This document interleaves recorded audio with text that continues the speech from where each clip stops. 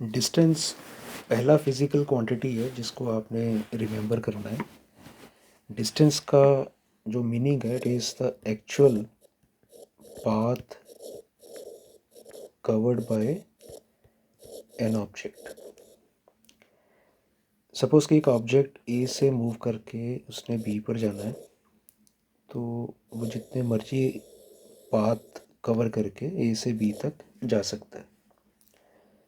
हो सकता है कि वो स्ट्रेट ए से बी तक मूव कर जाए, और ये भी हो सकता है कि वो काफ़ी सारे जिगजैग पाथ फॉलो करके फिर वो बी पर पहुँचे।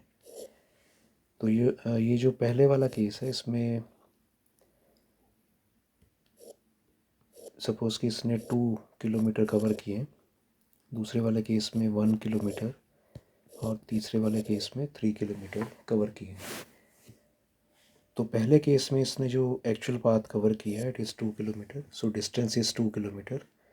सेकेंड केस में इसने 1 किलोमीटर का डिस्टेंस कवर किया है, और तीसरे केस में इसने 3 किलोमीटर का डिस्टेंस कवर किया है। तो जो भी उसने एक्चुअल पाथ कवर किया है, that is the distance covered by the moving object.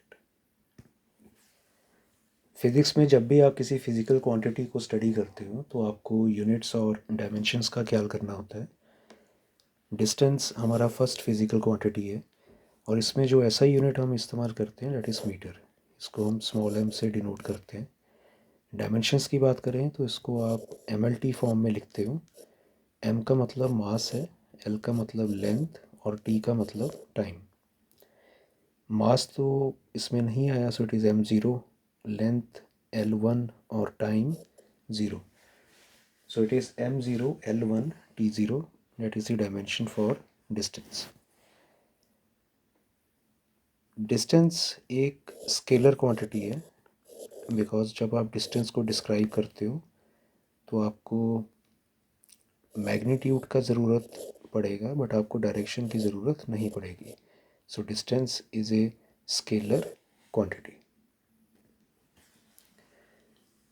Distance का मतलब था actual path covered by the object, और डिस्प्लेसमेंट का मतलब है shortest path between the initial and final point. Suppose एक ऑब्जेक्ट ने ए से मूव करके बी पर जाना है, तो जो स्ट्रेट पाथ होगा, शॉर्टेस्ट पाथ होगा between A and B, that will be the displacement.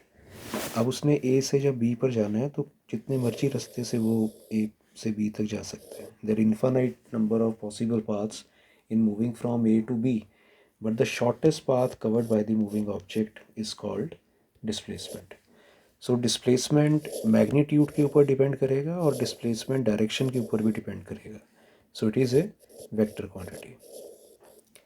ऐसा यूनिट इसका सेम है, ऐसा यूनिट डिस्टेंस का भी मीटर था, और इसका भी ऐसा यूनिट, डेट इज़ मीटर।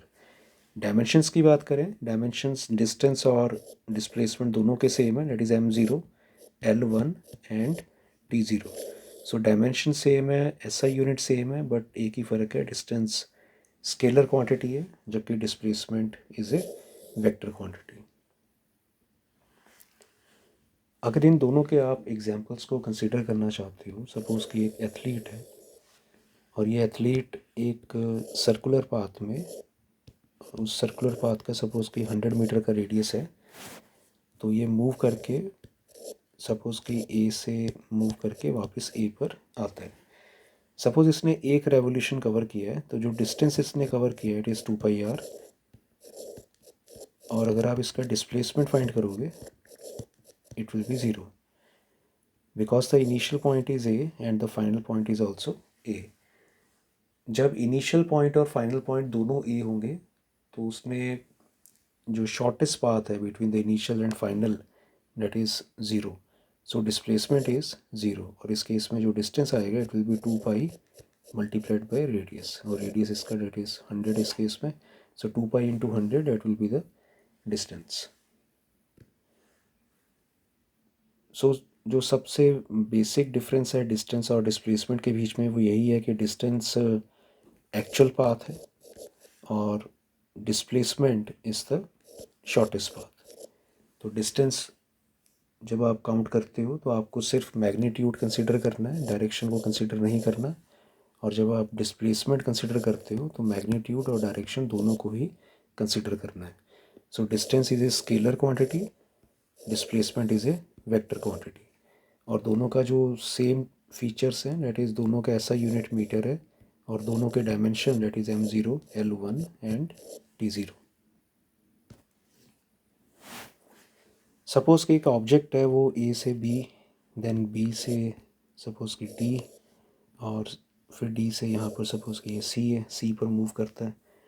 तो जो डिस्टेंस उसने कवर किया it is 3 + 4 + 5 that is 12 metre. तो उसने 12 मीटर का डिस्टेंस कवर किया है, because the actual path covered उसका आप सम करोगे सारे डिस्टेंसेस का तो आपको 12 मीटर मिलेगा। So the actual path covered by the substance is 12 metre, so distance covered is 12 metre. Initial point A था और फाइनल पॉइंट सी है, उनके बीच में जो शॉर्टेस्ट पाथ आपको नज़र आ रहा है ए और सी के बीच में, डेट इज़ द डिस्प्लेसमेंट। और यहाँ पर सपोज़ कि मैंने 2 मीटर से शो किया हुआ है, so displacement of the object is 2 metre. तो आप देख सकते हो कि अगर कोई ऑब्जेक्ट ए और सी के बीच में मूव कर रहा है तो उसके बीच में आपको एक ही डिस्प्लेसमेंट मिलेगा। बट अगर उसने ए से सी पर जाना है तो जितने मर्जी रास्तों से वो ए और सी के बीच में ट्रैवल कर सकता है। एक पाथ तो मैंने ये वाला शो किया हुआ है, सपोज़ कि एक डिफरेंट पाथ से भी वो ए और सी के बीच में जा सकता है, तो वहाँ पर डिस्टेंस की वैल्यू डिफरेंट आ सकती है। So there can be any number of distances possible between A and C, but there is only one displacement between A and C.